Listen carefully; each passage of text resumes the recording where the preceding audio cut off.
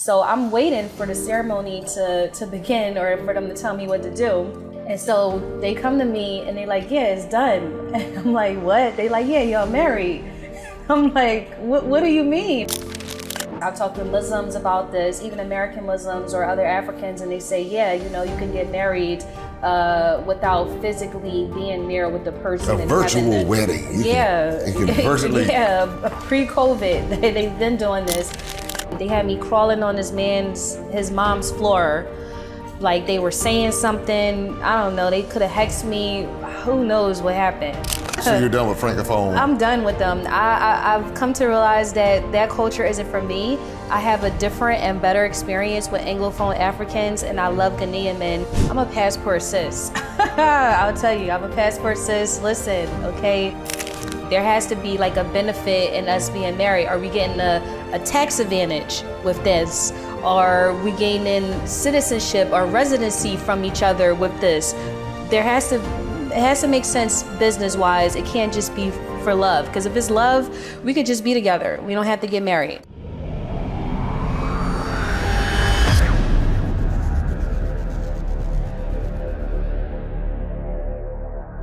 Special thanks to Abba Design, Fashion, and Luxe Beauty in East Legon, Accra, Ghana for being an official sponsor. Make sure you stop by Abba for all your trendy fashion needs, flawless manicures, pedicures, stunning hairstyles, beautiful braids, and so much more. Abba Design, Fashion, and Luxe Beauty, where style and beauty meet in perfect harmony. What's going on, everybody? Welcome to Maximum Impact with Jay Cameron. And this episode, we're going to go there. And I know many of you have questions about relationships abroad, what life is like in Ghana, what the relationship scene is like in Ghana. But we're going to take it a bit beyond Ghana. But we're going to dive deep into the dynamics and just some of the nuances of international relationships. And then we're going to talk about citizenship in Ghana. That's something that's really popular right now. I'm excited in particular. But today, I want to welcome to Maximum Impact Chanel Andrews. How you doing? Hi, thanks for having me. Esquire. Yes. Esquire. See, I told you there's so many dynamics here. Now, you are an attorney. I am. And you're also a citizen of Ghana. I am. But you are from Philly. I'm from Philly. So how did you end up in Ghana? Because everybody just pay attention to this because the story is really fascinating. How'd you end up in Ghana? Okay, so I first came to Ghana in the summer of 2013. I was in law school at the time. I was doing a study abroad, but it was a study abroad in terms of being an internship. It wasn't an in-class curriculum. And so I was here doing an internship with the NGO working on prison and police reform. And during that trip, I connected with Ambassador Bennett from DAF, or the Diaspora African Forum. And I pretty much connected with a lot of people during that trip. DAF, I connected with the African American Association with Ghana. I had been here alone, and I met people, and by the end of that trip, you know, it was like I had a whole family here. And Ghana was the first African country that I visited. I completely fell in love with the country, the culture, the people, and I always had intentions of moving here from that first trip. But, you know, life had a different trajectory for me, and that firstly, I was in law school, right? Mm-hmm. So in my mind, when I came here, I was already headed in a particular path in terms of I had planned to take the bar in California. I was going to move to California, live my best life. But this trip, it kind of instilled in me this vision of living in Ghana. So after that trip, I went back to the States and I finished my program, and I was thinking about how I could move back to Ghana. But interestingly, I started getting closer to a man I had met in Paris the summer before I had came to Ghana. We eventually started dating. We had like a long distance relationship for like 2 years. And then I ended up moving to Paris, where I've mainly been living for the past 8 years. Unfortunately, that relationship or marriage, it didn't work out, and we got divorced earlier this year. And so in my post-divorce life, I'm getting back to me, And the first thing to do in terms of getting back to me is to come to where I've always wanted to be and where I belong, which is Ghana. Okay. So in the last year, I've been coming back to Ghana heavily, and I now split my time between Paris and Accra. All right, now you said a whole lot right there. She gave you the full rundown. Right. So you met a man in Paris. I did. Now, where does the Parisian connection come in here? Because that's not sounding like Ghana. That's not sounding like Africa. That's not sounding like anything. That sounds like Paris. Okay, so and I know you told me earlier it's like no filter, and a lot of us Black people, we have different. How can I put this? Different opinions, I should say, around using the N-word, right? Yes. But during the summer of 2012, this is when Jay-Z and Kanye had their dual album, and they had the theme song, Niggas in Paris, right? And I happened to be in Europe at the time, and I thought it would be cool to hear them perform Niggas in Paris right? So I went to that show, and I was alone, and I met all the niggas in Paris. They were all at the show, okay, right? And then I met mine. Oh my God. Then I met mine. So that explains the connection. Yeah, that explains it. So I went to the show alone, and I met him, and it's funny because I literally got the moment that we met on camera. I was just like filming it, and he jumped in my camera, and we started talking, and from that we developed a friendship and then a relationship. So, telling that story, it also goes to a point I always tell people, Black people who want to know where are the Black people when they're traveling abroad, especially to like European countries, the concerts, okay? So when I went to Paris alone, and that was my first trip, all the Black people were at the Jay-Z concert. And so I didn't really know anything about Black people besides that, Black people in Paris besides that song, right? And then even with the song, it was just kind of like a song. It's not something like I thought about, like the actual fact that, wow, there are Black people in Paris. But during that trip, I got the chance to meet them.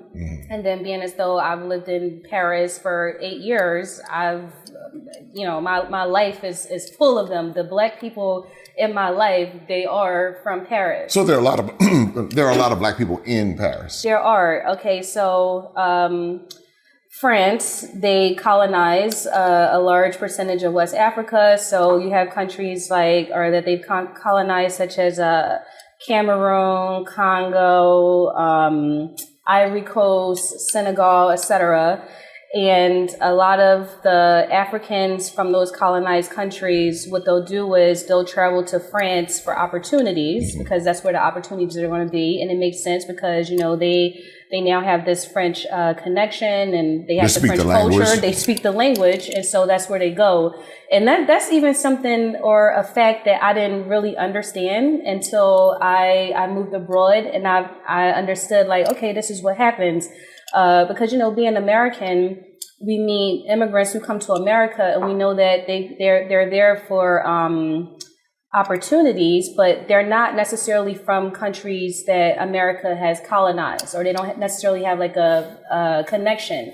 But when you go to Europe, or specifically France, you see that if you meet the immigrants there, it's going to be because they are from a country that was colonized by France. Okay, so you have the French colonized people who are Francophone Africans, and then you have the British colonized people who are going to be Anglophone Africans. So that's why when you go to London, you'll see the Nigerians and the Ghanaians, because they were colonized by the British, and so they go to the UK. To where the language is, pretty much. And really the culture too, because those places, when they were colonized, the education system got in there.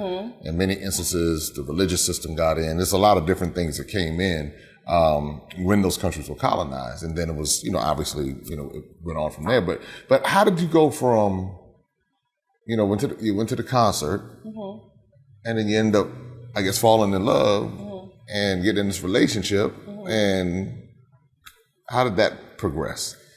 Okay, so for the first 2 years, we were just friends. And then when I was graduating law school, he invited me to come back and meet him in Paris.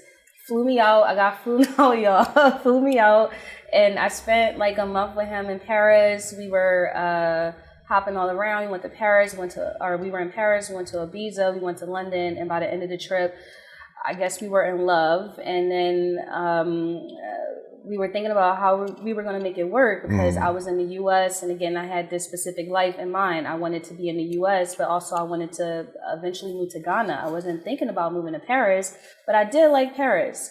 So in a long distance relationship, somebody has to move eventually. We talked about him moving to the States, but it was my idea to move to Paris, and I ended up moving to Paris to be with him. And while Paris obviously is not Ghana, it's a European country. I was moving there to be with an African man. Okay, and so he's African. It's still, he's Senegalese. I guess I forgot the most important part. Well, I did say he was black, right? Yeah, you did. I didn't say that could mean a whole lot of different things. Yeah, he's Senegalese, and it wasn't necessarily the situation I wanted, but I still had my black man, my African man.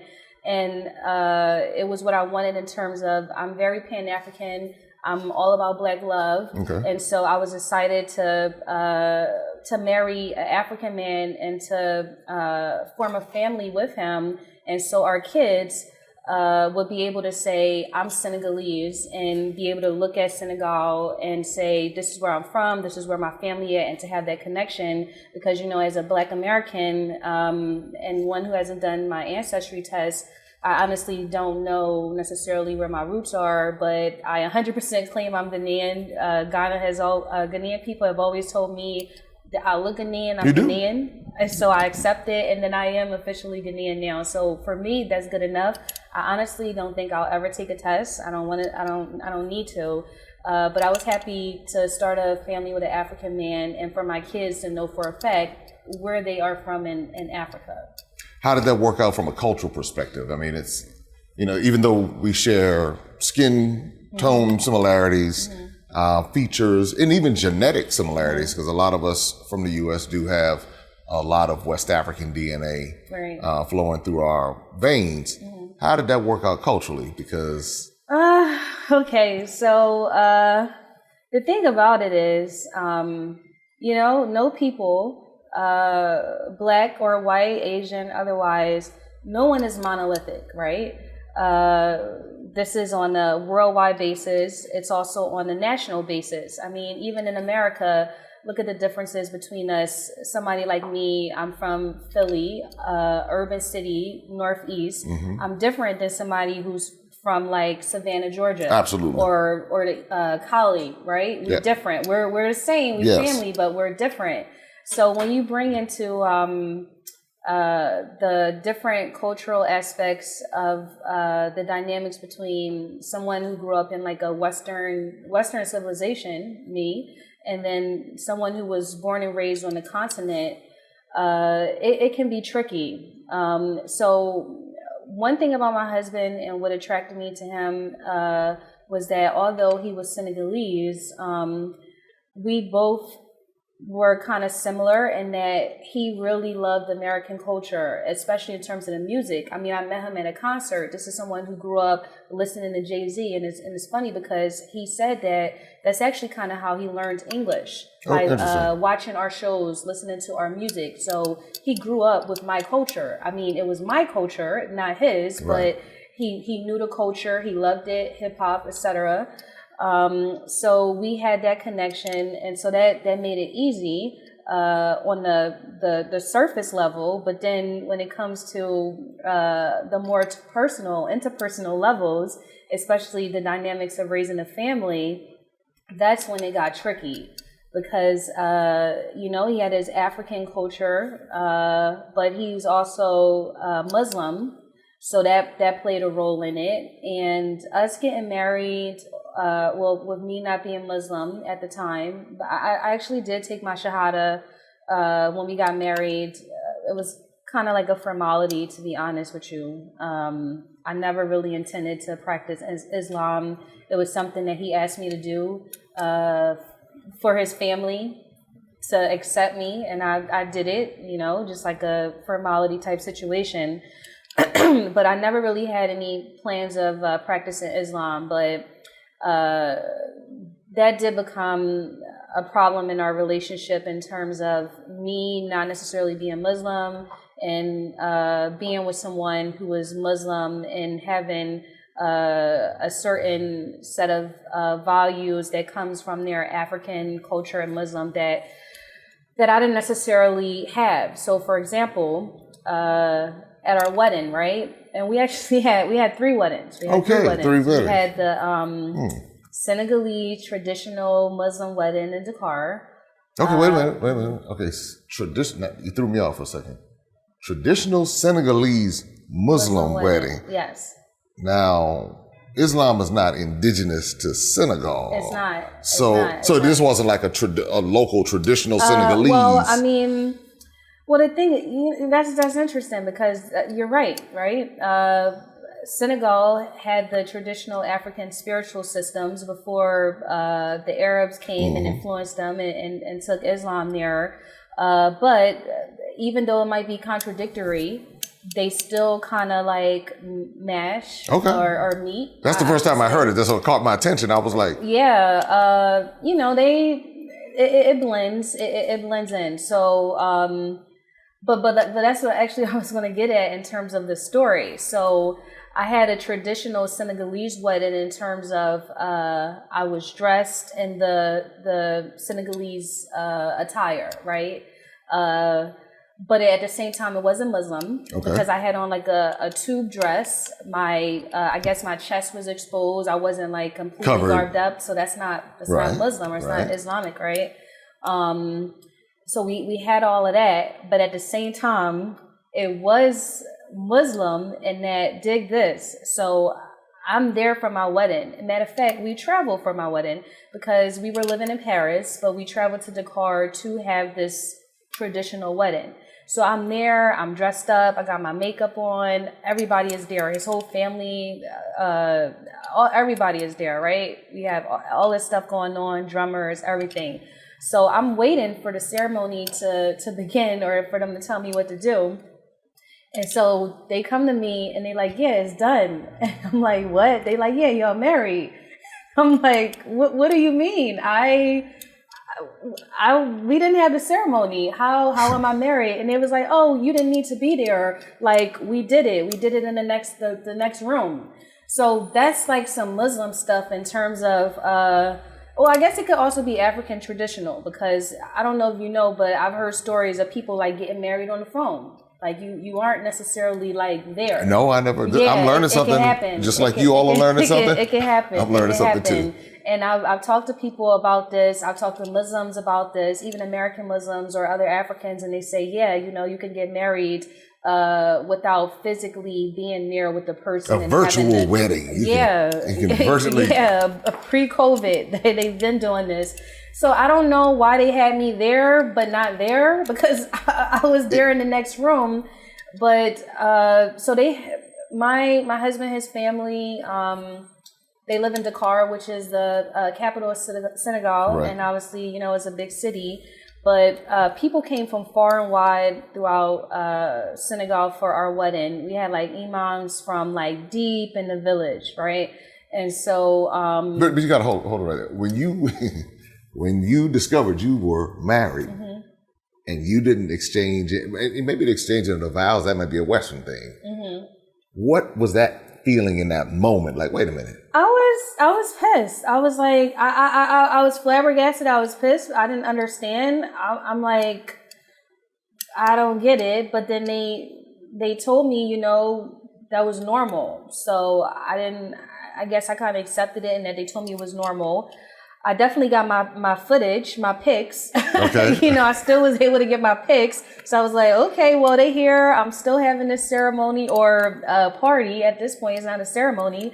And I got my pictures. So, okay. But in hindsight, that was probably one of the first and maybe biggest red flags in terms of what I would deal with in terms of like how I would be treated as a woman in this marriage and in that culture, and that we don't need you, like, or your input doesn't count necessarily. We can make a decision for you. Silencing you. Exactly. I mean, because if you can't say a word at your own wedding. Exactly. But I had already consented, and I guess that's another part of we don't need you here. So I had already consented. They had already talked to my family, who actually wasn't there, but the families, they spoke on the phone, and my family had already given their blessing. So I guess from their perspective, they had everything they needed. Yeah, so it was not a wedding that didn't have your consent. It wasn't like you just showed up and you were married. You did consent to it. You just didn't have what you might have been expecting. Exactly. But that was the wedding number one.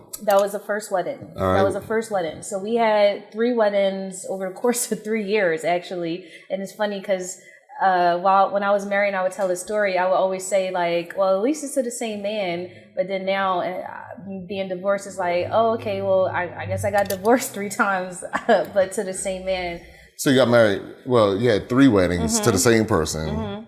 What was the second wedding like? The second wedding, I always say that with our 3 weddings, one wedding was for him, and that was a Senegalese wedding. Then one wedding was for me, which was the French chateau or castle wedding. We had this wedding in the French countryside, beautiful. We had like a 20-bedroom castle. We rented for the weekend, my family and his family. That was the wedding that I've always wanted. So that was for me. And then that was expensive, wasn't it? It actually wasn't as expensive as you would think. Okay. It wasn't. I'm thinking about $30,000-$40,000. No, it was maybe like 10% of that. Oh, wow. Yeah, a little more, maybe like 10,000. Okay. Yeah, you can, France is full of castles, so you can find one for the low.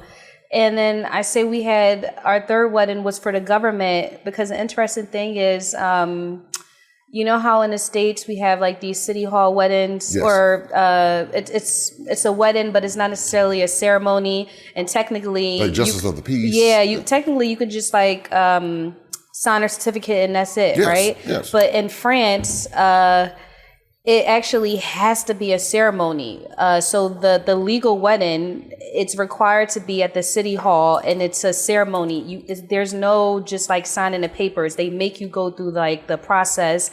And most French people, that actually is their wedding, because again, it has to be a ceremony. So you'll have all your family there. So instead of it being in the church, everybody will just go to city hall, and then you'll have a dinner afterwards. Okay. So I say like the Senegalese wedding was for him, the chateau wedding was for me, and then the city hall wedding was for the government to make it legal or official. Sure. All right. So you did 3 weddings. When did things start breaking down? Or did you get, let's talk about some of these red flags, because it sounds beautiful. You got over, not being able to be fully engaged with the Senegalese wedding, but you made up with the chateau, and then the government was happy. So when did red flags, now in hindsight? From the beginning, so I can say like on my wedding day in the Senegalese wedding, me not actually being a part of the ceremony, that was a red flag I didn't understand and ignore it at the time. Then the second one about my wedding, because we had met on a specific date. We met, I want to say it was June 2nd, and I wanted that to be our wedding day. Okay. And that was going to be the wedding day. That's the one we had booked, but he's Muslim.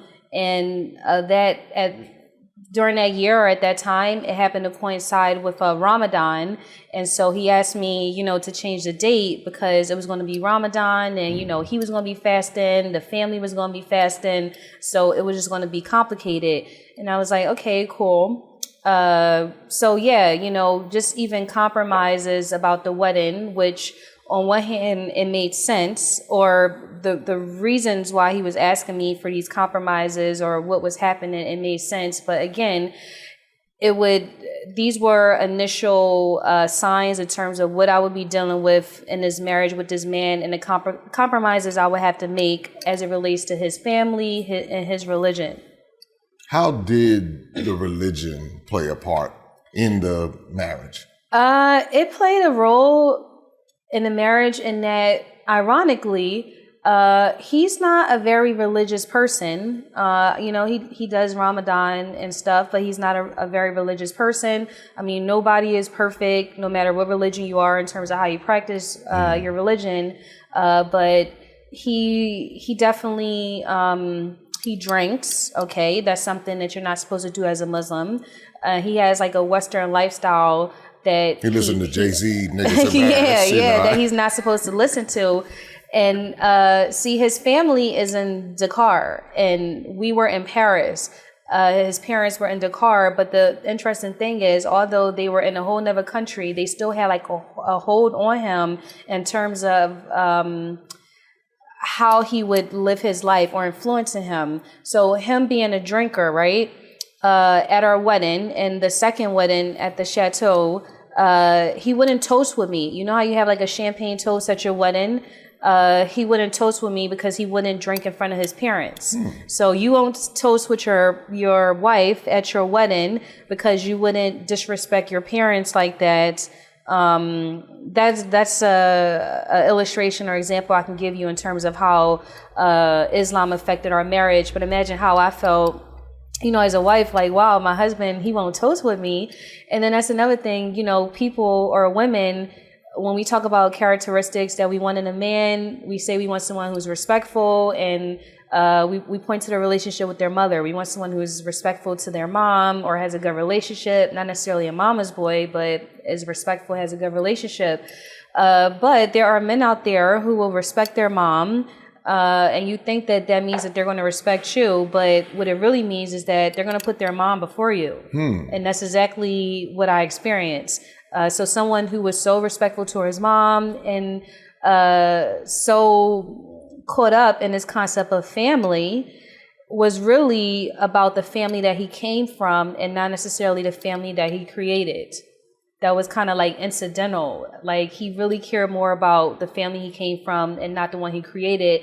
And I've come to realize or understand that can be common in African relationships or marriages. Africans are very family oriented, and that you will be dealing with your in-laws a lot. This happens in America as well, but there's like a extra layer or nuance when we talk about being married to an African and what's expected marrying into an African family.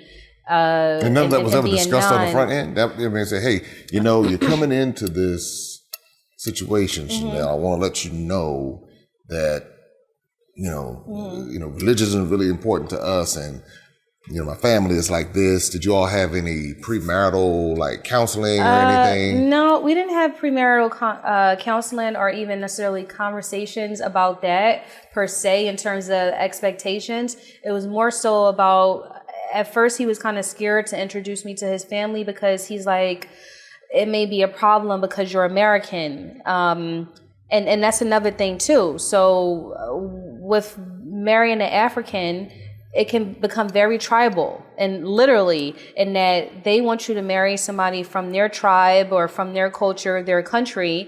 Here in Ghana, there are several tribes, and it's the same way. Like, if you're Ashanti, you might be expected to marry someone who's Ashanti, and him being Senegalese, it would have been better or preferred who was married, if he married somebody who was Senegalese and from his tribe. But here I am, this American. But interestingly, his mother actually took to me. So the fears that he had about me being American, that wasn't a problem. But I guess also because I came into it like compromising and showing that, or compromising, but even being submissive and showing that I'm willing to do whatever to be accepted. So I took my shahada. What they asked me to do, I did it. And this is a story that's kind of even like embarrassing. Can't believe I did it, but during the Senegalese wedding or that day, I don't know what I did to this day. I don't know what I did, but they had me do something where I lied to you not, somehow, some way, they had me crawling on his mom's floor like they were saying something. I don't know. They could have hexed me. Who knows what happened? I don't know what I did something. They had me doing some ritual on this man's mom's floor. So I say all that to say, whatever they asked me to do, I did it. And so maybe that's why they accepted me as being American. But yeah, that was a problem. So when you were, crawling on the floor, what were you thinking? What is going on? How, why? And when he discovered it, because he came out eventually in the room, and he was like, no, get up. Like, no, what are you doing? He wasn't with it. This is something that came from like his mom and his aunt, who are obviously older and old school in terms of the culture. And he said something about that to the extent that, no, that's some like old stuff. Like, you don't got to do that, So he spoke up then. Yeah, he said, hey, no. He did. He was like, get up, you don't have to do this. But that was something his mom and stuff asked me to do. That's good that you're sharing this, because I know a lot of you out there are looking for love in a lot of different places. And the allure of going to Africa and getting an African man is something that I've heard a lot of ladies. I mean, I've seen here on the continent, we're in Accra, Ghana right now, and I've seen a lot of ladies on the continent, across the continent, in Kenya, in South Africa, in Ghana, in Nigeria. And there's this thing of the romance, but they don't know that this is a possibility. You didn't know it was a possibility. You were thinking you wanted to get with an African man, so perhaps your children would be able to say, this is where I'm from on the continent. But then it goes down this other road. Yeah, and he was as westernized as they come in terms of being African, and so and I met him in Paris, right? Right. So coming here, or coming on the continent and being with the African who's actually never left the continent, that's going to be a whole nother layer, because they don't have that westernization that the other ones who have lived abroad in the diaspora have. But you know what? With my experience, I still encourage it. I still encourage us to date amongst each other in the diaspora, and more specifically for Black American women to date African men. So my husband was the first and actually only Francophone African that I've dated. And I could have dated others post-divorce in Paris, because there's still a bunch of them. I'm cool. So you're done with Francophone? I'm done with them. I've come to realize that culture isn't for me. I have a different and better experience with Anglophone Africans, and I love Ghanaian men. And it's funny because I used to always joke with my husband about this. Pretty sure he hated this joke, but I used to always tell him, like, I don't even know how I married you. I love Ghanaian men. Like, oh, wow. you lucky. You told your husband. I used to. You were still married to him when you told him? Yeah, I was still married to him. Oh, well, that's really. Yeah, I used to say that to him. But you know what? We actually used to have good conversations. Like, he understood me in terms of being American. We had amazing conversations about the diaspora, colonization, and stuff like that. And we actually would have these conversations about, relationship dynamics. And I told him, like, yeah, I actually really do like Ghanaian men. So, I mean, maybe it was disrespectful, but at the same time, it was in the context of it. How did he feel about that?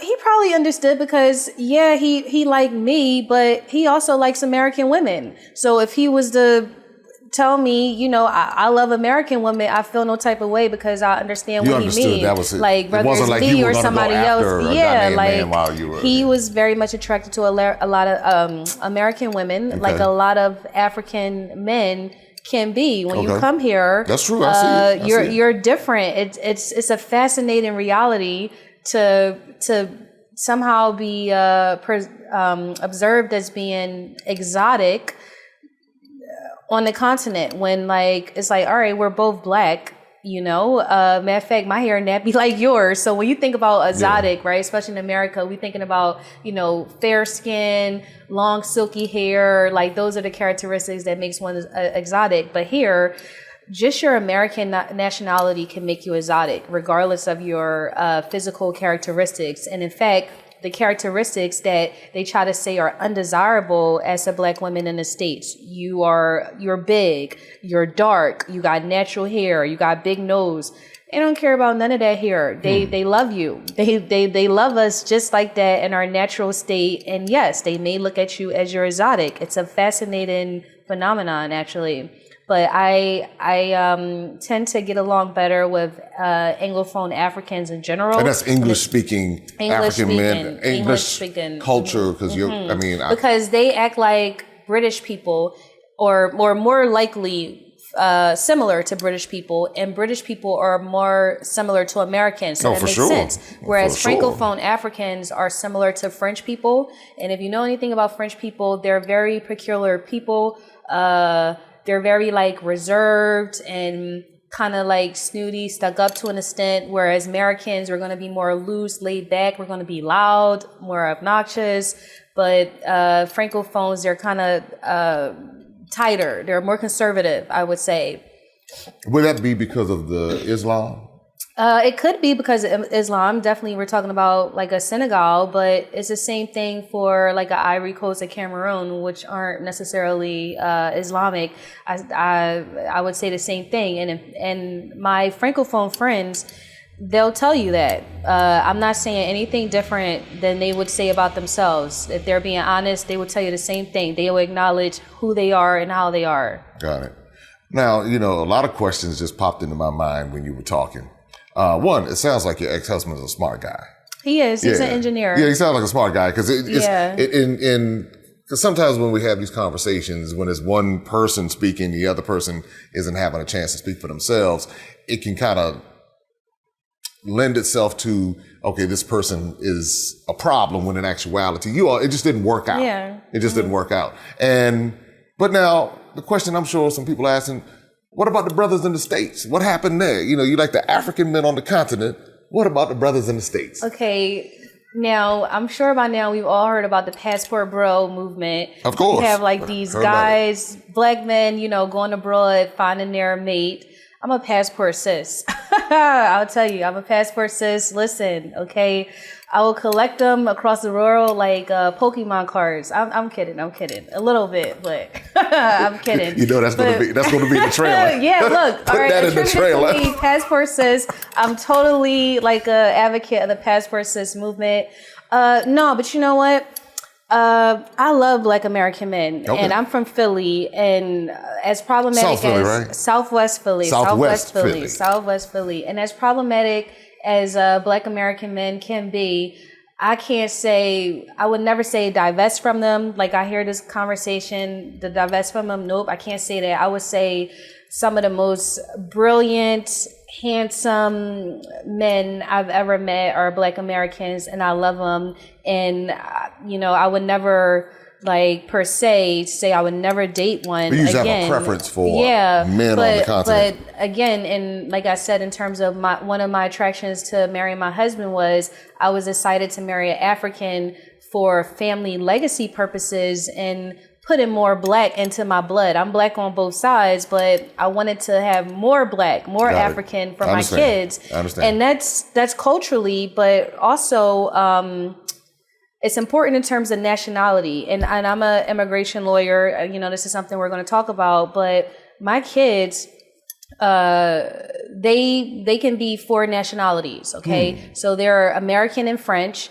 My husband is Senegalese and I'm Ghanaian now, so they can be Senegalese or Ghanaian, and my kids are bilingual. When they turn 18, they can spin the globe and be like, I want to live and work in America. I want to live or work in Europe. I want to live in Africa. I can live in Anglophone Africa. I can live in Francophone Africa. That's a strategic decision of mine. And honestly, marriage should be strategic. It's more than love. It should be strategic. So I am more prone to dating and mating with African men from a strategy perspective. I hope they don't sound bad, like I'm on some eugenics tip. No, not eugenics level, man. That's a whole nother level right there. Right. Yeah. But, or, trying to make the perfect gene or race. Yeah, I got you. You know what I'm saying? But no, what you're doing, and I think it's actually very fascinating, and something when you mentioned it to me before, I was like, that is interesting, because when you have the access to 4 different systems, it now, even being a global citizen, because you told me your children speak French, they speak English, and I'm sure they'll learn some of the local languages as well. But they have options that many of our brown and black children don't have because the level of exposure is so small. If you think about the children in the U.S., many of them, all they know is U.S. Many of the children on the continent, all they know is their geographical area, their ethnic group, their village. So when you have strategically given your children the advantage of saying, okay, I can pick here. If I want to be a Ghanaian citizen, I can do this. If I want to go to Cote d'Ivoire, Senegal, or Togo, or Paris, I have that option as well. Or if I want to go live in Philly, then I can do that. So yeah, some people might not get that though, because they're saying, and when they hear strategic with weddings, then they think of it more of a financial or secular or something along those lines. So I never heard of it before, but I mean, it's definitely something to think about. Yeah, I'm really excited for what I'm doing in terms of raising my kids and the opportunities that they'll have in the future. Just with the cultural upbringing and that they would have experienced being in the hood in Southwest Philly, being in like the fanciest restaurants and neighborhoods in Paris, being in the bushes in Senegal, or the city of Dakar, or being in the bushes in Ghana, or in Accra at Moving Pick, just like the different experiences that they will have growing up. When they're older, I'm really excited to see what they do with that. And yes, they are bilingual currently. We've raised them bilingual in English and French. So I speak to them in English. That's how they know English. And everybody else speaks to them in French. And we're in France. So they have those two languages without even necessarily trying. But then I want them to learn at least one additional language. Preferably for me, if one learns Mandarin and the other learns Spanish, to me as a family unit, I think that would be very powerful in that we will have covered like the main languages in the world, which are going to be like English, Mandarin, Spanish, and French. Absolutely. Arab is up there as well. But the thing about Arab is that once you have French, you're okay, because of most of the Arab countries, they speak French. So. Right, and if they get Swahili, that'll be a added benefit. But you even think about those countries, most of them speak English. Yeah, so, exactly. Yeah. So okay. When did you finally see you couldn't do it anymore? Because everything sounds great. I mean, the strategy's in place. Yeah. You're an attorney.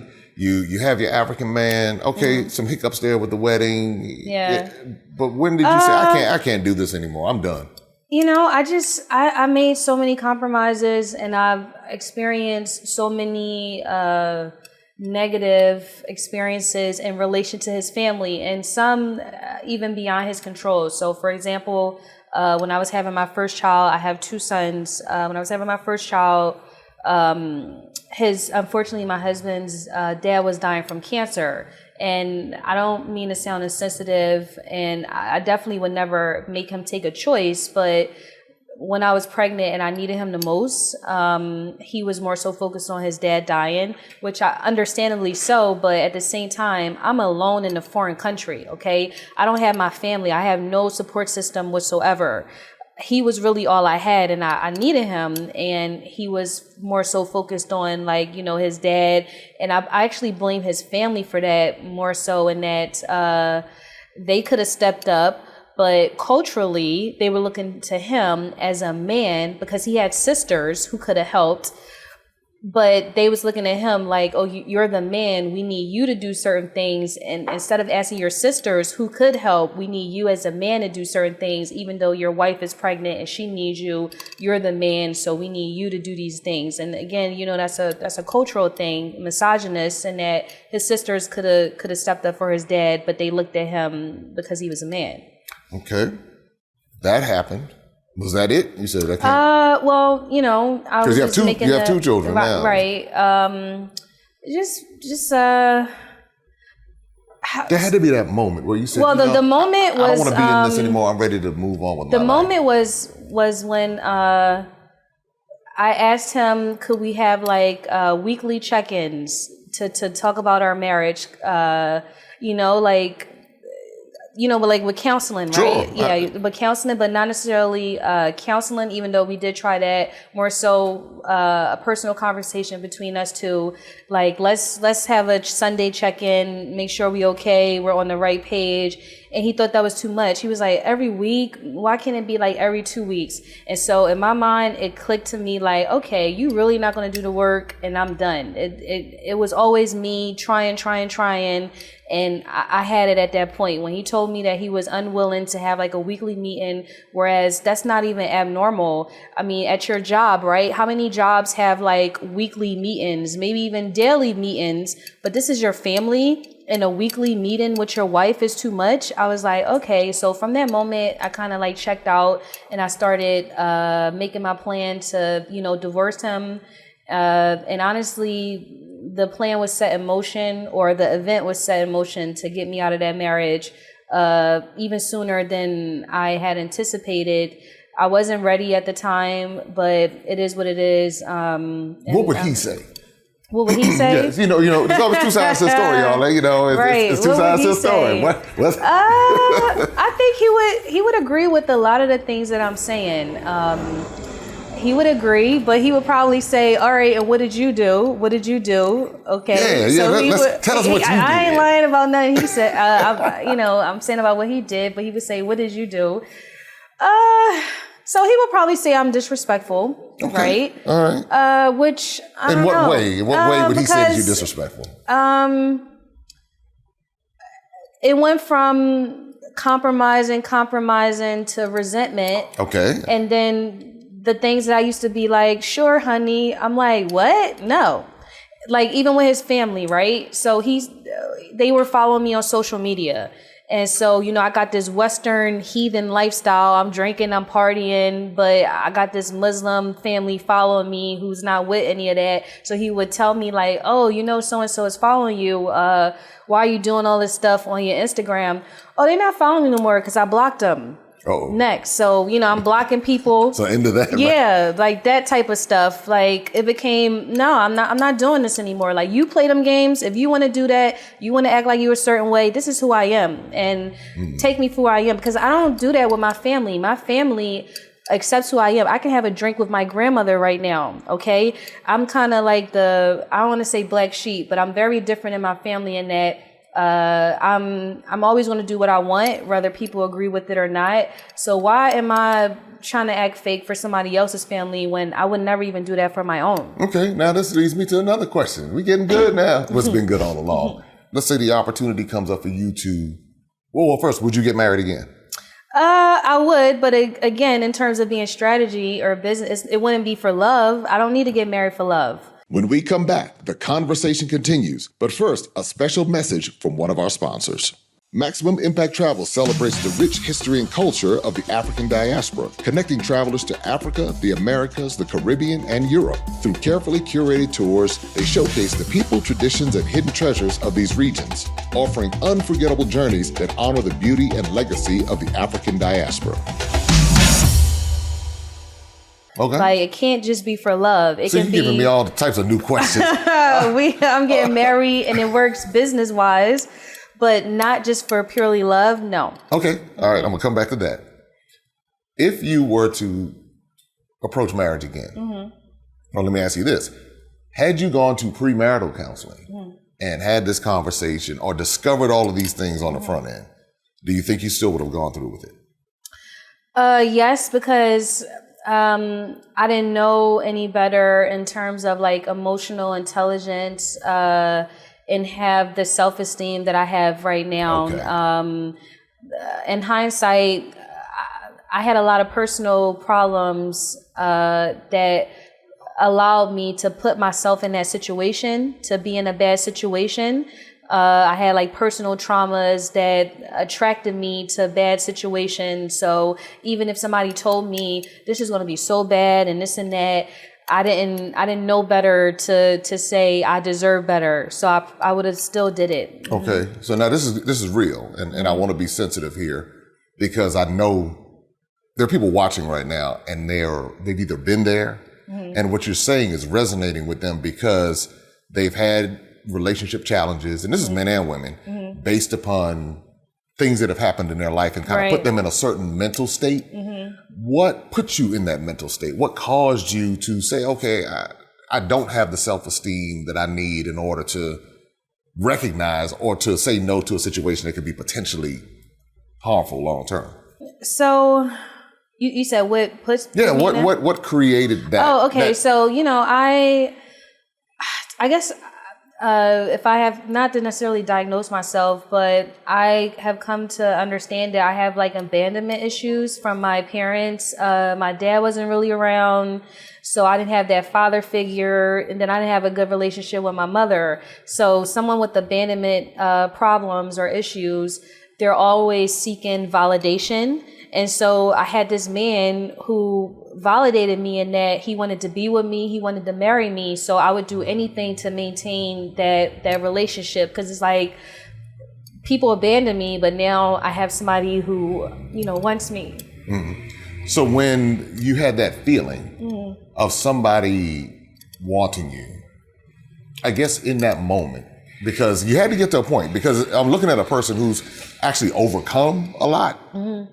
And that's the part that's really fascinating, is you were in that space, then you finally got to a point to say, nah, and it changed. Yeah. I guess being in that relationship may have been something that you needed in order to discover the person you are, or the person you're becoming. Yeah. Yeah. So I told you, the straw that broke the camel's back was me finally acknowledging and accepting that he wouldn't change. He wasn't really to do the work. But one thing that saved me is, regardless if I can admit and acknowledge that I know I had like low self-esteem issues, at the same time, I did have high self-esteem in terms of at least my physical appearance, and not to be like conceited or whatever, but I mean, look at me, right? I look good, and I have 2 kids, and I've always maintained my physique with my kids, and so you didn't let yourself go? Yeah, I never let myself go. I always knew I look good, and the thing is, some women, especially with childbirth, you gain weight, and then you are in this bad relationship or bad marriage, and the guy have you thinking like you're so undesirable, and you cling to that because you like, look at me, I gained weight, nobody's ever going to want me. But I knew that wasn't the case, because men still wanted me. I knew I looked good. Men always told me, you said you like him, yeah, like I knew I could get it. So it was like, okay, dude, you know what? That's you, but let me take this youth and beauty while it's still here and move on to the next. Like, that's really what saved me, just knowing that, you know what, it's not me, it's him, because I know I still got it. That's interesting that you say this, because you went from a place of not feeling as though you had it, but then you got to a point where you said, you know what, I have something, and I'm gonna at least utilize that. What work did you do on yourself in the process? Because there's this, I guess, this aspect of relationships that if they're going to be successful, both parties or someone is going to have to do the work on themselves in order to show up healthy in another relationship. So what work did you do on yourself in this process? I turned inward in terms of counseling, traditional counseling, but I would say African spirituality saved me. I started looking more into African spirituality. So I've always considered myself to be spiritual and not necessarily religious or to belong to any specific religion. I was raised as a Christian, but I was going to ask you if you went to church or something like that. Yeah, I was raised as a Christian. I actually went to like Christian private Catholic schools and everything, but I always knew that there was more than the Bible and what they were telling us, that there were missing components and books and stuff. And so I started looking into African spiritual systems, Ifa, other traditions, and just utilizing practices, consulting with spiritual practitioners, and getting messages from my ancestors in terms of what was going on, what I needed to do. And I actually have something in me where I can kind of tap into spirituality personally, but I really haven't got deep into that, to be honest. I really kind of got into it on the surface level to get me by, because truth is, I'm kind of scared to get really into it, because I honestly think I'm one of the type of people that once I turn that on, I might be right here with you and I might get a message like, tell him this. And I'm not really ready for that right now, but I do think I have the ability to do that. To be able to speak, okay. Well, what are some practical advice that you received from the counseling? that about, as you're doing the inner work, as you're dealing with abandonment issues, as you're dealing with self-confidence issues and all of that, what did some of the counselors or counselor have to say? One of the most significant exercises that I've done and that I've been advised is to ask yourself, and wow, I have to really think about the direct question. I might be paraphrasing it, but the question is something to the extent of what do I want, right? So the first question you ask is what do you want? And what difference would it make if you had this thing? And if you ask yourself that question, which is essentially like a 2-part question, if you ask yourself that about 5 to 10 times, by the end of it, you'll be floored, because you'll realize that what you're doing and what you're seeking is not because of you. You want something because you think it's going to make you better for in the eyes of someone else. Okay. So you're seeking validation. So you realize that your whole life is kind of like a facade. You think you want something, but you really want it because it makes you better in the eyes of others and not necessarily yourself. So doing that exercise and just learning more about myself, which is what do I want, why do I want it, and doing things that truly make myself happy, which is right now Ghana. Ghana is where I'm supposed to be, and my life here is pure joy, especially in comparison to Paris, because my Parisian life was essentially a compromise. But here is actually what I want to do, and it's not influenced from no one else. I'm not coming here because I'm chasing some man or some situation. I'm coming here because it makes me happy and is where I want to be. So Ghana for me is 100% a source of everything that I'm supposed to be doing in life and for me. I understand completely, because Ghana, we're here, and something similar happened, as far as being able to live life on my terms. Mm-hmm. So for so long, I'm living life for, really, I didn't understand, for the approval and acceptance of others. Mm-hmm. This is what you're supposed to do. Mm-hmm. And I had all these little rules that people gave me. You're not supposed to do this. You're not supposed to, this is what you're supposed to do. And I finally got to a point I said, I'm not really happy doing all of these different things that y'all want me to do. And then I'm looking at the results of their lives. And I said, I don't think I want my life to look like this after a certain period of time. So I get what you're saying as far as doing things based on your terms. Now, I do want to circle back to something. Well, no, let me ask you this question first, and then I'm going to circle back. What work do you still need to do? What work do I still need to do? Because at some point, you want to be in a healthy relationship, whether you get married or not, that's something, but you want to be your best self in a relationship. So that's what I'm getting at. Okay. I still have some healing to do about my marriage for sure. Even though I've like moved on from that situation, and I can honestly say that I have like no emotional ties to my husband.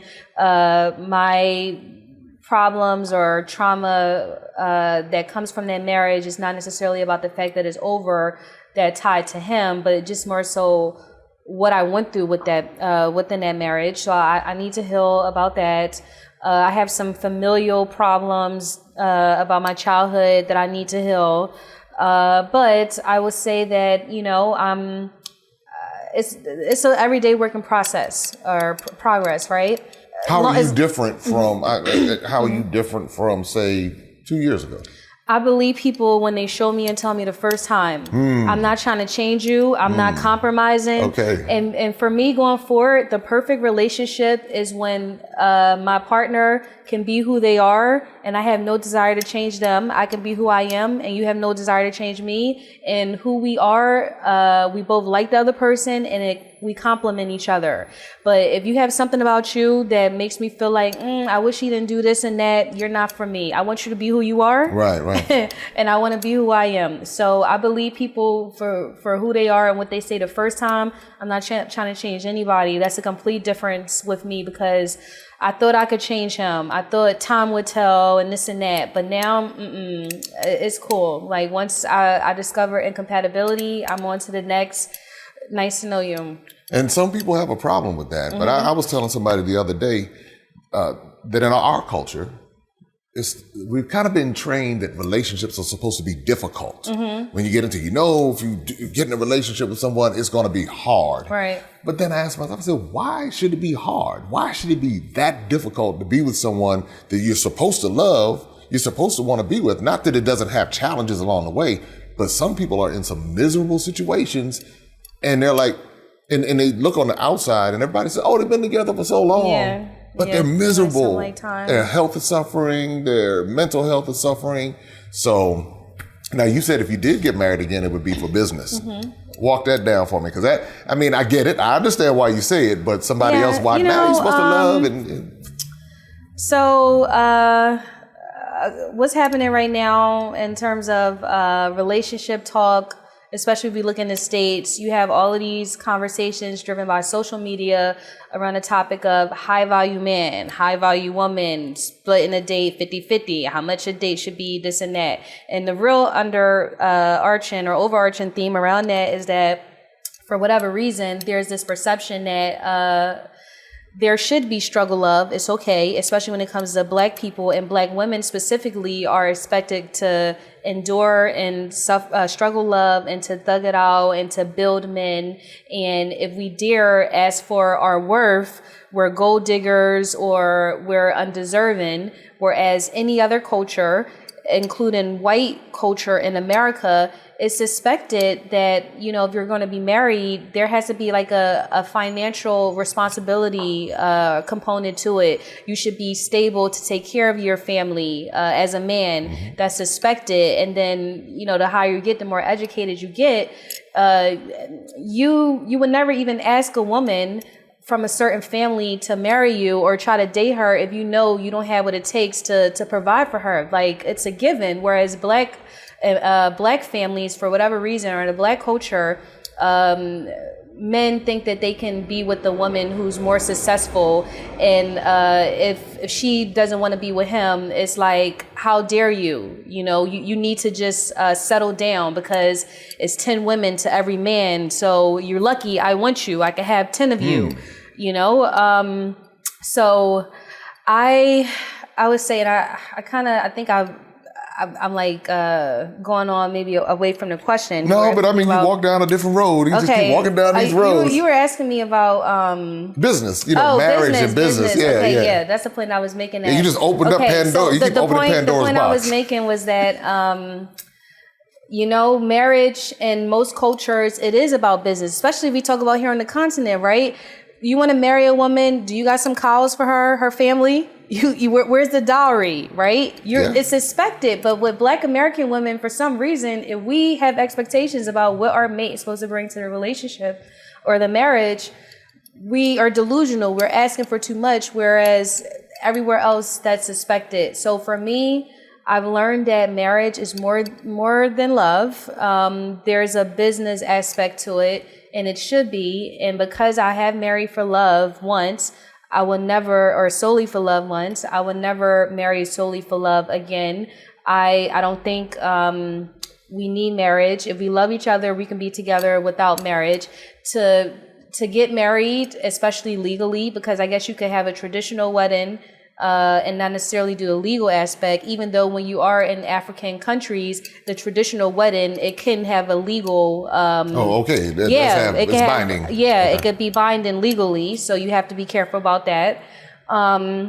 So at this age, and with what I'm doing with gaining assets, and I know the legal implications of that, it's like, why are we tying ourselves legally unless we want it to be that way? There has to be like a benefit in us being married. Are we getting a tax advantage with this?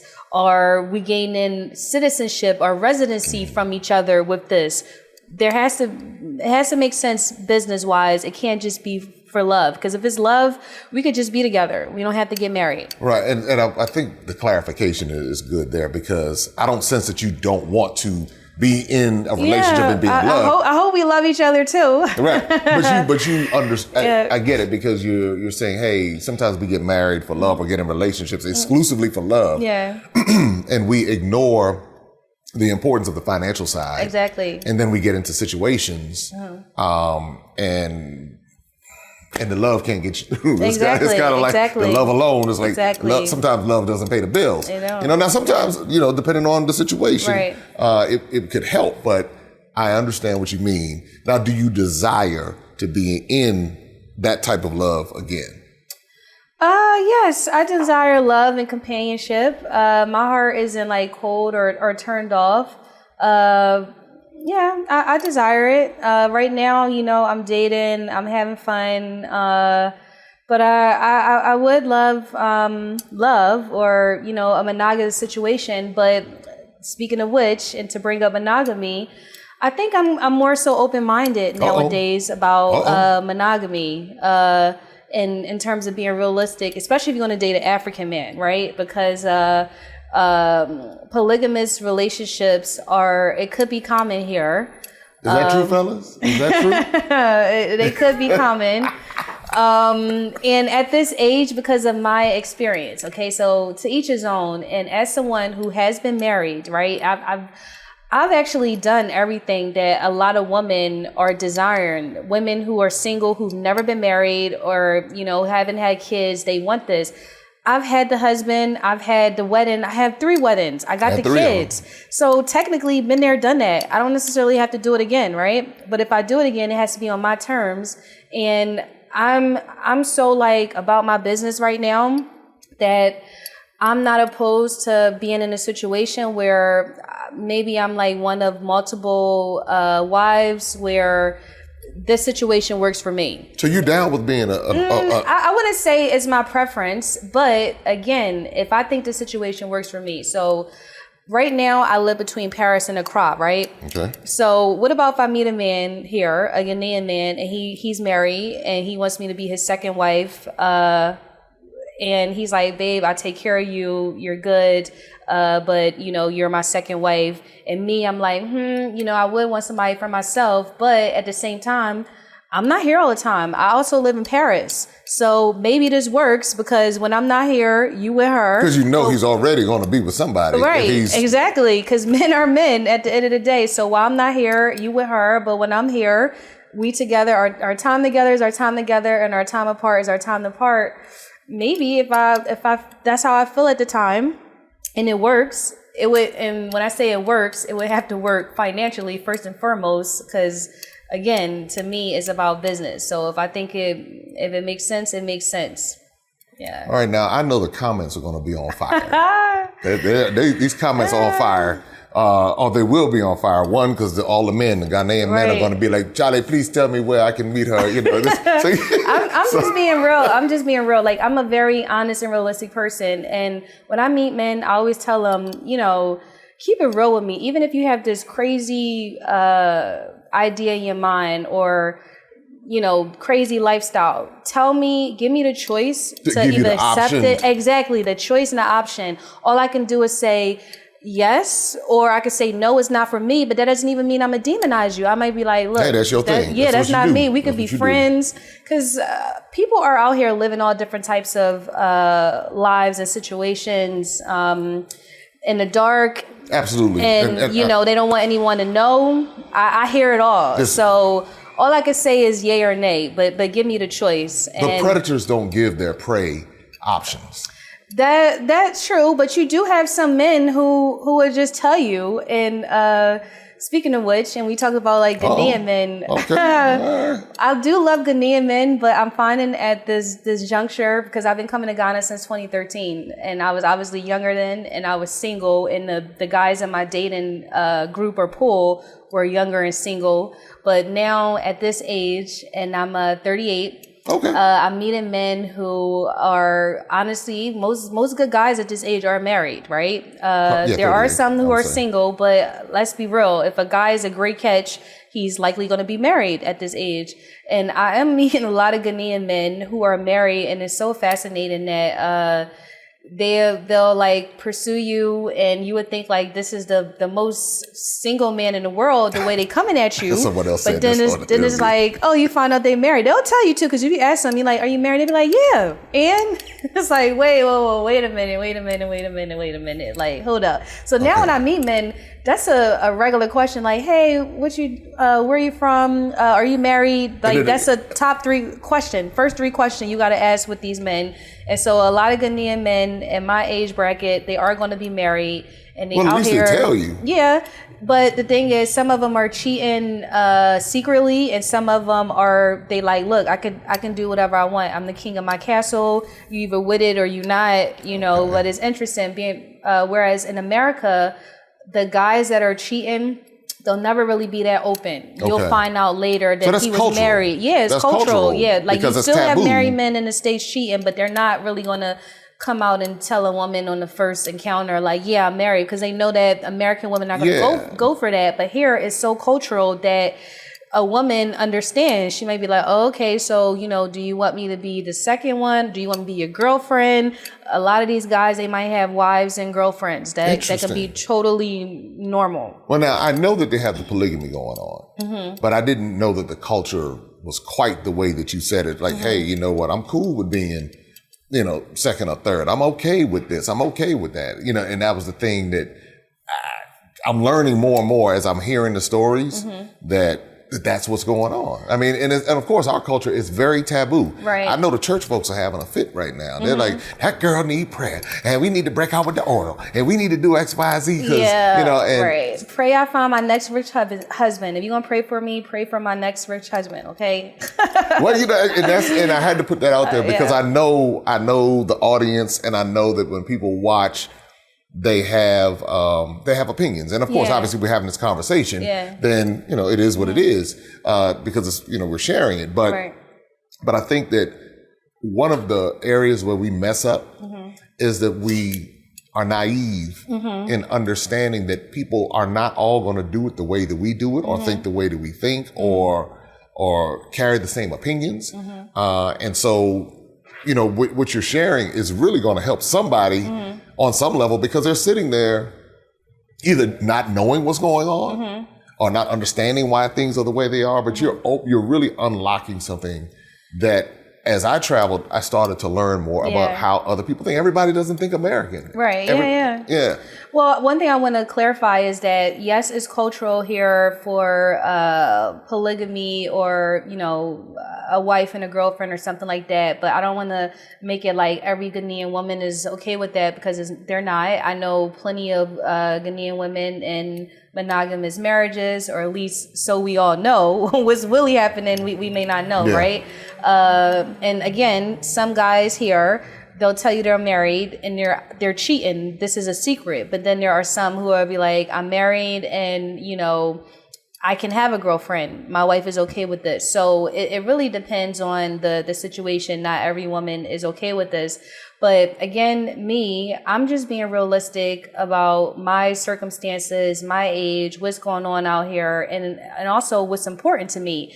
Now, a woman who's never been married, never had kids, they probably have different desires because they're chasing a dream. I've had that dream, so I don't care. I'm really about the business aspect of it.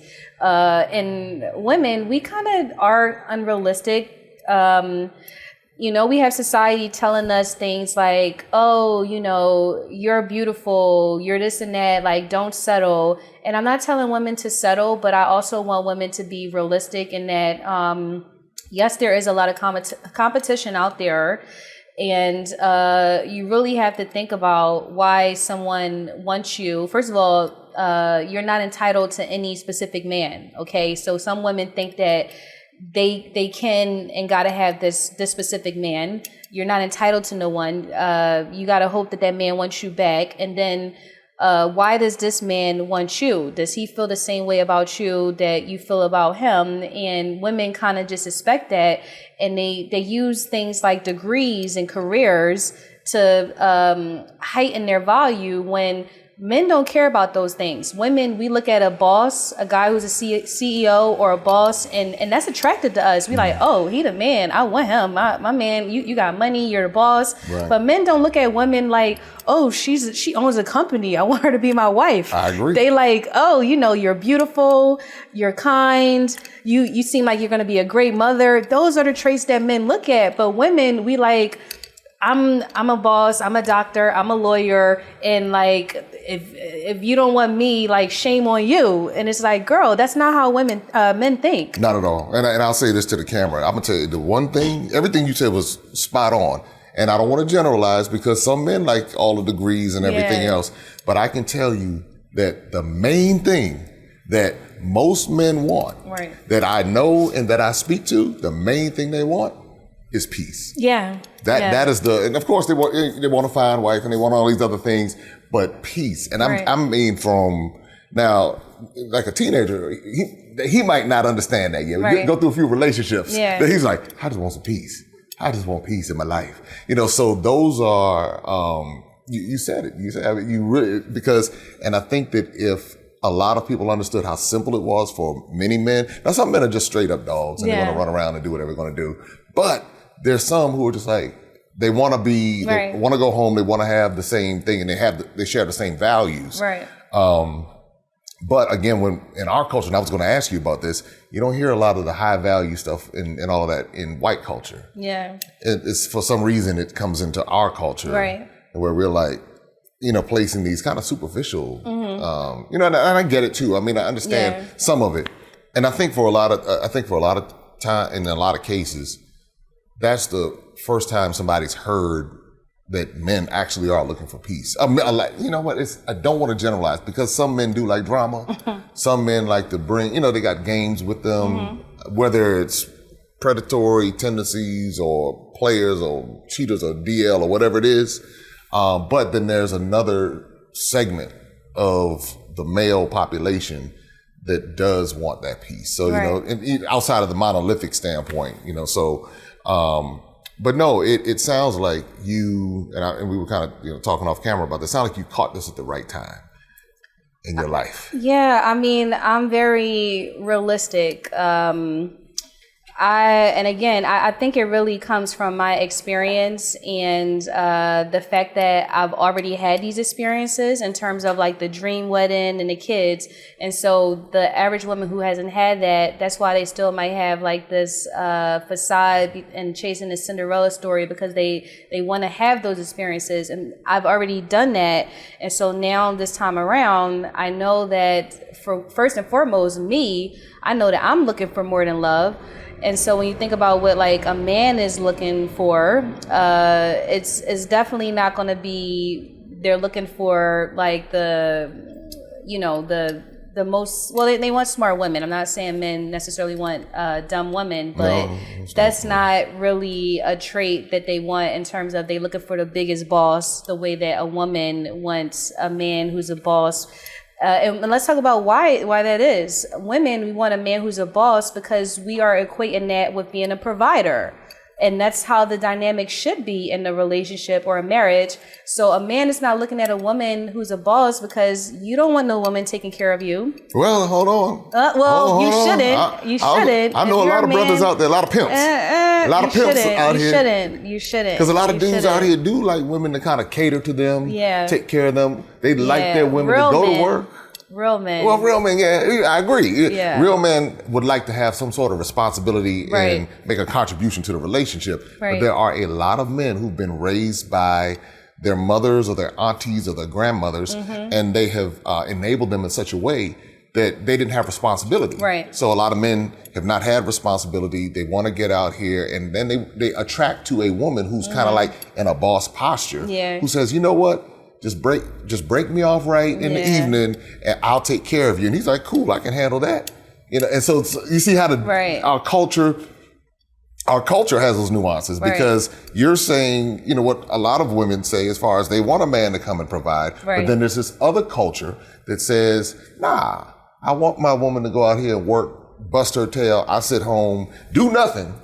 Don't, I'll wash the car, I'll, cut the grass maybe, but she goes and make all the money and we good. I'm here. So that I've seen that. I see it all the time. You have too. Yeah. It's out there, but that's not what you want. Yeah, real men, they don't want that. And in fact, so what I'm meeting, who I'm meeting nowadays, I'll meet guys. I'll tell them about what I have going on, which is that I'm a lawyer and a law professor, and guys like that. But to be honest, the provider types that I meet, they more so like, well, let me take care of you. Guys that I'm meeting, they're like, that's nice and all, but how can I take care of you? Or how can I help? Maybe how we can do something together. Let's make it more so about what we're doing instead of like what you're doing. How can we do this together? But no man really just wants a woman who's just gonna go to work all day. You got a boss, and so your time with your woman is dependent upon her boss. And That's taking her point. away from the family, taking That's her away point. from you. They like, I need you available when I call you. And you know, some women are going to hear this and they probably think I'm sounding like a pick-me. you know what a pick-me is? Nah, that's it. That's what they're I'm saying. about to learn something new. Pick-me. Pick-me is like the girl who like goes along with everything and is like very appeasing because she wants a man to pick her over everybody else. So they'll say like, oh, you know, this type of talk is like pick me talk. First of all, I already got picked. I already had my man. I discarded him. I could still have that situation if I want. And I honestly, to this day, I haven't met a man that I wanted who I haven't had. Now, do I keep him? That's another story. But I can get him. That's the passport, sis. That's the passport, sis. I can get him, right? You can be all kind of good trailer stuff here. But again, we have to be realistic. Like me, I know I'm not the perfect, desirable woman. I'm almost 40. I'm divorced. I have 2 kids. So a man who hasn't had a family yet, he's looking probably to start a family with a woman who, you know, is not divorced, doesn't have any kids. He want to do this from scratch. So I already know that I'm not for some men, right? And then some men aren't for me. But see, the thing is, women, we've been conditioned to take certain things personal. We think that we are entitled to every man. And if men don't want you, then, you know, something is wrong with that man, instead of just understanding that everybody isn't compatible. So I already know that, you know, I might have to have a certain type of situation that first and foremost has to work for me. It may not necessarily be traditional, but as long as I agree that that situation works for me, it is what it is. You know, what does dating look like for you? Because now inquiring minds want to know. You want to hear a funny story, a true story? Yeah, break it down. You know how and why I'm here right now? No. Okay, so Friday night, I was in my complex and I was going to the elevator. Me and a guy, we were going to the elevator at the same time. And we were going down to the garage, which leads to the entrance where the Ubers come. And so this is someone who lives in the building and he has a car, but you have to go to the garage to get to where the Ubers are. But he knew that, you know, I wasn't I didn't live in that building. I'm in an Airbnb. And so he had to see me around. So I guess he supposed I was going to my Uber. So we made like little small talk in the elevator. And he asked me, he said, "Are you going to your Uber?" And I said, "Yeah." He said, "Let me pay for it." And I was like, "What?" And he starts pulling out money, right? And he starts, you know, pulling them off. He gives me 500 CDs, right? And he was like, "Here, this for your Uber." And I'm just kind of speechless. I'm like, huh? And so, mind you, my Uber is going to be like 50 CDs, but he gives me 500. So he's giving me like 5 times the amount of the actual cost. But just even the principle, I meet a man in the elevator and he's just like giving me money. Like, is he Ghanaian? He's Ghanaian. Okay. Yeah, he's Ghanaian. Where is he from in Ghana? What part of Ghana? I don't know. I guess Accra, right? So I meet this guy. He gives me money. We exchange numbers. And I was scheduled to leave yesterday. So we're texting and I'm like, he tells me, let me know whatever you need. And I was like, oh, you know, I wish I met you sooner. I'm actually about to leave tomorrow. And he was like, really? And I was like, yeah, you know, I was thinking about staying longer, but it's complicated. And he was like, well, maybe I can get you to stay. If not, my driver will take you to the airport. So yesterday morning, he calls me early, like 7:30. What do you want for breakfast? I'm bringing you breakfast, and I'm going to try to convince you to stay. That's what he does. Brings me breakfast, convinces me to stay, changed my flight, got me a new accommodation, and here I am. So that's what dating looks like for me nowadays. All right, so, hold on. All right. Here we go. So shout out to him. Hey, boo. All right, hold on. You know, y'all know I can't leave that right there. See, you know, the plane was trying to land. I'm going to help land the plane. Okay, so let's fill in some of the gaps here. All right, this is Friday night? Yes. And it's Sunday today. It's Sunday. That was Friday night, yes. Okay. So actually, we haven't even had a date yet, to be honest. Okay. He dropped off some breakfast. Okay. He helped me move from one Airbnb to the next, got me a new flight. We both were busy. He got you a new flight, or you got you a new flight? What? No, he paid for it. That was the whole point. Like, he paid for it. I wasn't about to pay to stay to know him. No. Okay. Like, you want to get to know me? Yeah, you're gonna pay. Yeah. Okay. All right. Now, in between that time, how do I pose this question, y'all? So y'all just talk during that time? No? Yeah, no, we haven't had sex. Okay, that's all where right, you're getting at. That's where you're getting at. That's where I was going. Now, I'm gonna be honest. I know he wants to have sex with me, but it wasn't like transactional. Like, right. I'm gonna get your room, and like as soon as we get in the room, this is what happened. And no, I mean, I'm sure he's gonna try, and I'm sure that's not at least as far as I'm concerned. I'm not obligated to do anything. If that's how I feel, that's what maybe, you'll do. Okay. But no. No. I told y'all we were going to have a good conversation. I didn't even know that it was that it was going to get this good, because you're saying things that people think, and they would never say out loud. Yeah, I'm saying it.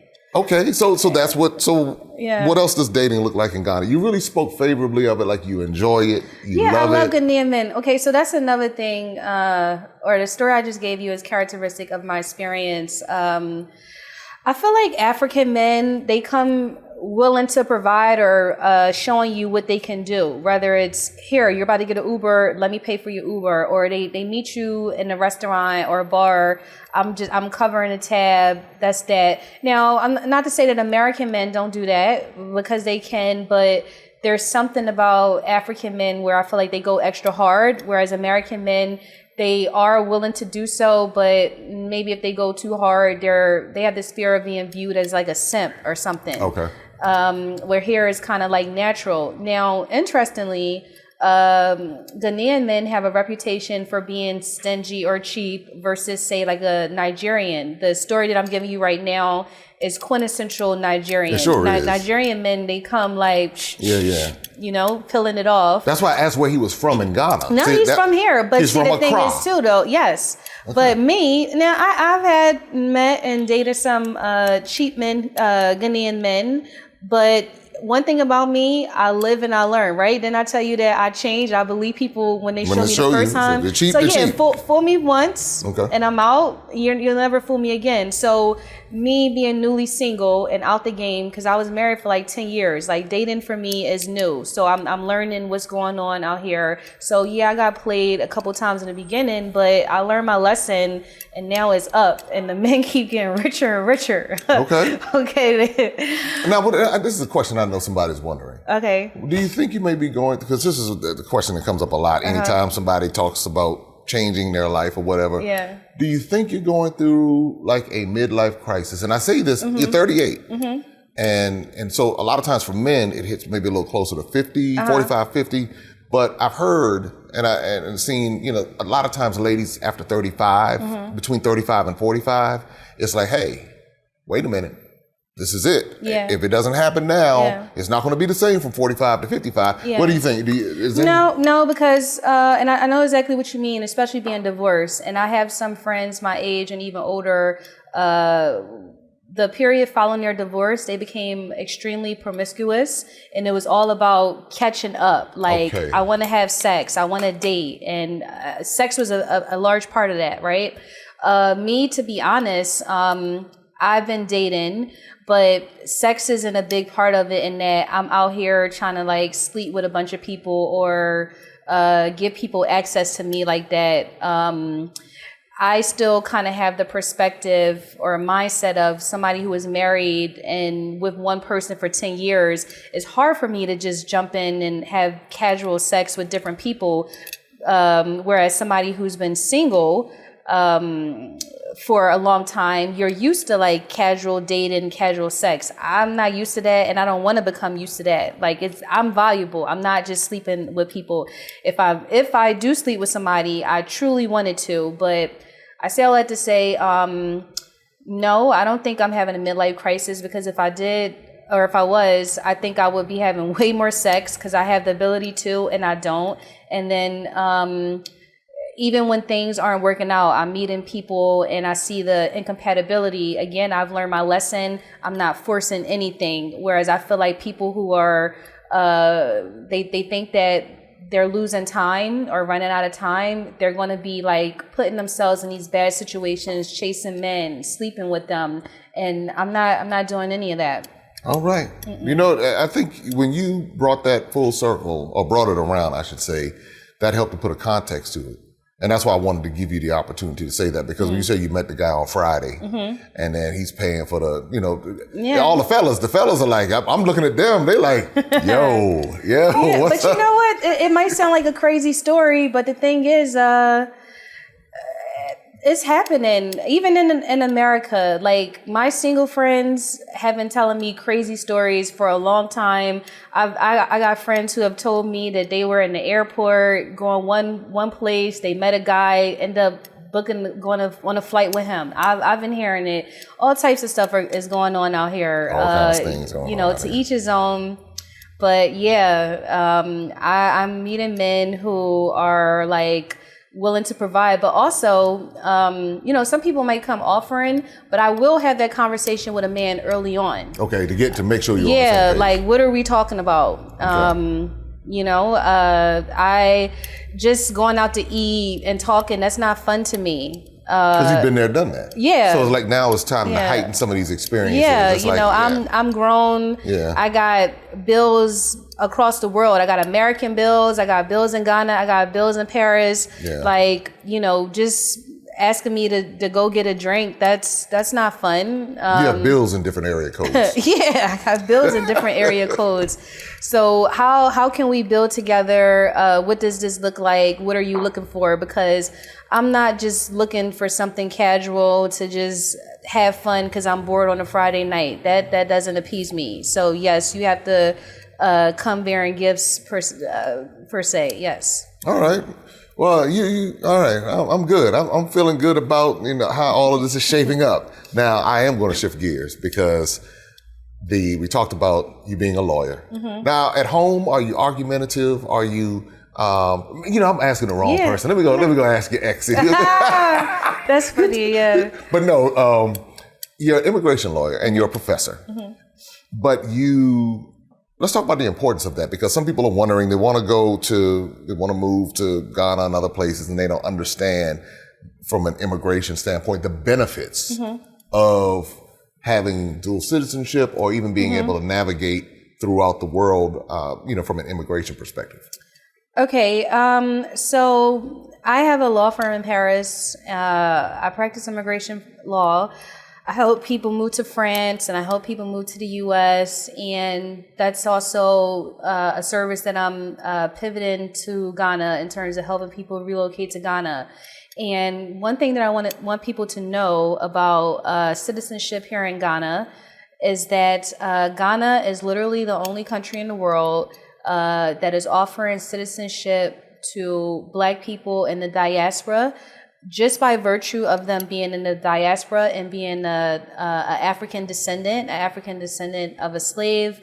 So those who went to the Americas and the Caribbeans. People think that this opportunity is just for Americans, but it's also for Caribbeans. I received my Ghanaian citizenship last month or in November, and there were several Jamaicans who received it with me as well.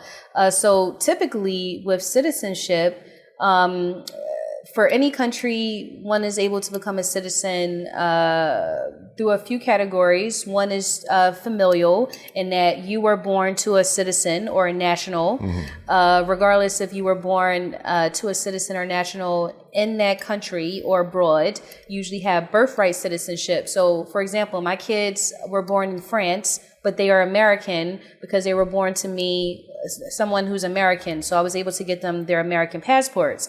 So in that process, I had to show the documentation, my American birth certificate showing that I'm American, and that's how they received their citizenship.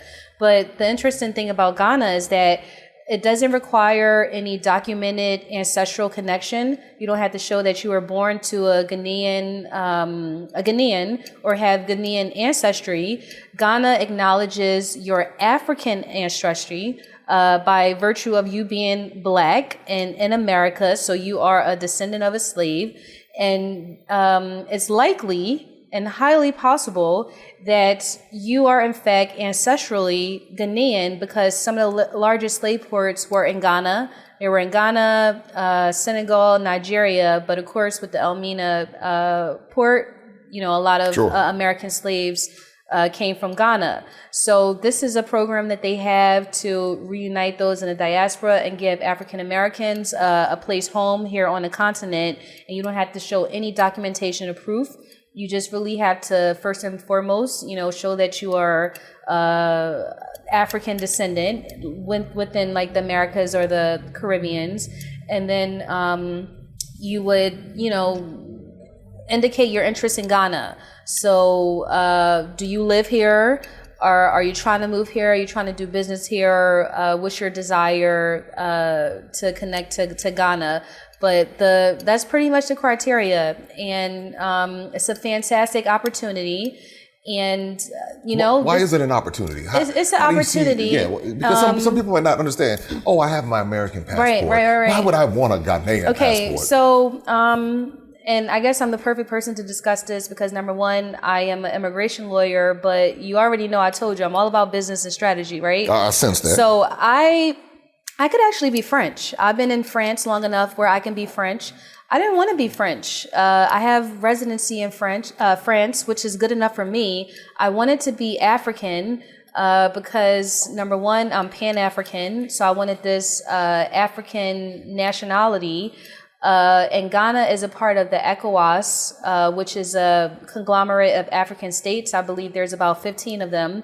And having a Ghanaian passport allows you to move around in West Africa without a visa. When we come back, the conversation continues. But first, a special message from one of our sponsors. Join Darren and Destiny, twin explorers, on an epic journey across the African diaspora. From Ghana to Tanzania, Ethiopia, Brazil, and beyond. Their adventures uncover the beauty, history, and culture of these countries, changing the way children see the world. Dive into the adventures of Darren and Destiny now. Which is something similar to what Europe and Europeans experience or enjoy with the European Union. You can move to one country from another without requiring paperwork or visas. And speaking of which, Ghana, as of this month, they just announced that all African passport holders can come to Ghana visa-free, which is major, which is going to bring an influx of Africans to Ghana for tourism, the same way that those in the diaspora in America have been visiting Ghana. But the ability to have African citizenship, it offers you or opens you up to African opportunities. Depending on your expertise or your industry, say if you want to work for like a UN and those type of jobs would be more common once you come to the continent, like those international conglomerates, the UN, or working for these embassies, the American embassy or certain NGOs.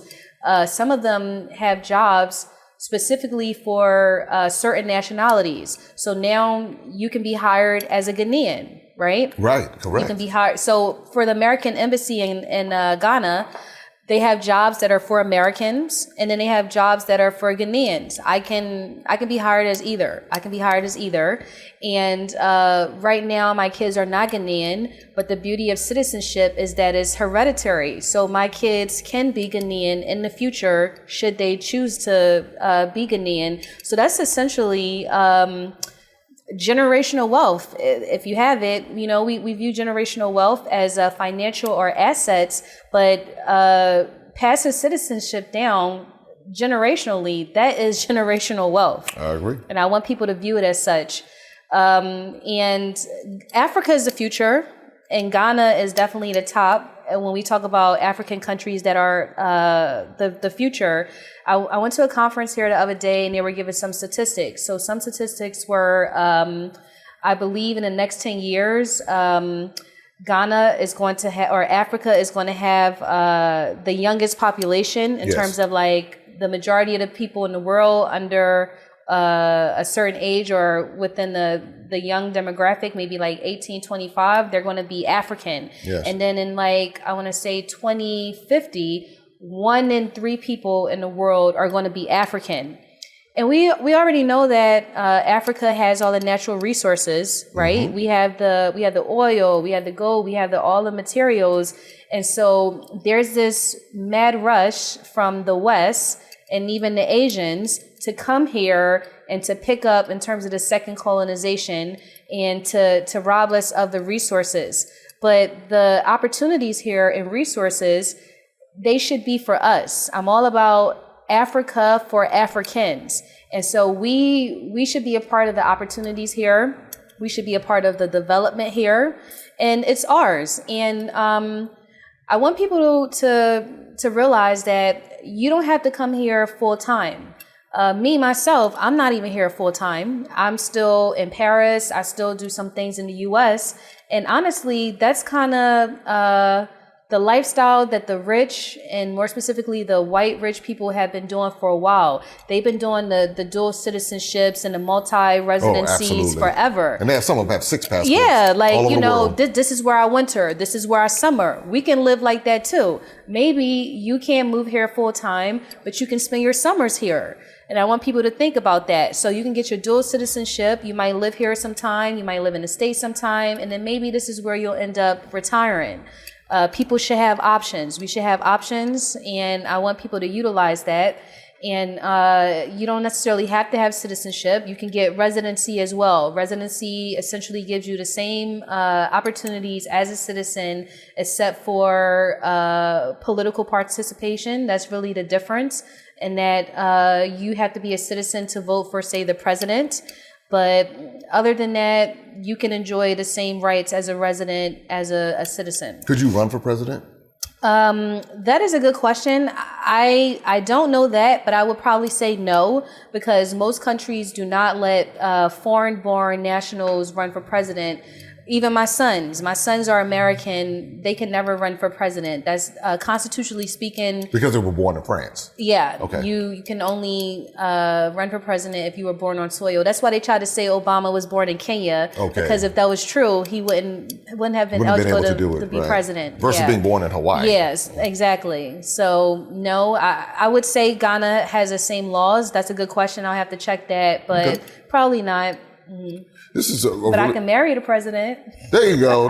And you can be there. Y'all can build that together. Yeah. And since she is into Ghanaian men, the next president, I don't know who's watching. These interwebs out here might be. Don't forget me when you first lady. Yeah. I got you. This has been a fascinating conversation. I knew it was going to be a fascinating conversation. I've learned a lot. Mm-hmm. I've laughed a lot. I've cringed a little bit. But that's what makes the African diaspora so special. Yeah. And we have these compelling stories that most of us don't know, because in many cultures, certain things that we talk about are taboo, or, I had Ivy Prosper was on, and she was talking about going through menopause. And so some people are like, why are you talking about that? Or, well, people are going through it. Yeah. But you also have divorced mothers who are trying to establish themselves post-divorce or reestablish themselves, or have learned something from the divorce or the marriage, and they don't know what else to do, because so many people, either there's a stigma around divorce or there's a stigma around having children. And so what you've done is say, I'm still going to live my life. As a matter of fact, I'm taking the best from that time and I'm rebuilding my life, and I'm doing it on my terms. So that's why I think these conversations are important. Is everybody going to agree with you? No. There's going to be comments and opinions, but it's your life to live. Right. And it's whether someone agrees with it or not, that's up to them, and how you choose to live is up to you. So I appreciate you being here and sharing this. Now, as we get ready to wrap this up, any closing words you want to share with anyone watching? Okay, so this one is for the ladies out there.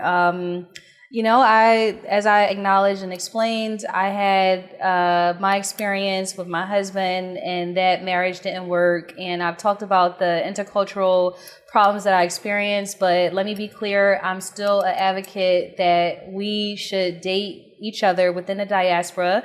I just want you to go into it smart, have the conversations initially, and identify the differences, the red flags, and see if you can work through that. Maybe you would be able to, maybe you won't, but just know what you're getting into. But I would definitely encourage us to mate and date each other before we go interracial. And I don't have a problem with interracial relationships or marriages, but I just think that a lot of people are pushing interracial relationships now because they've had bad experiences from people in their own culture.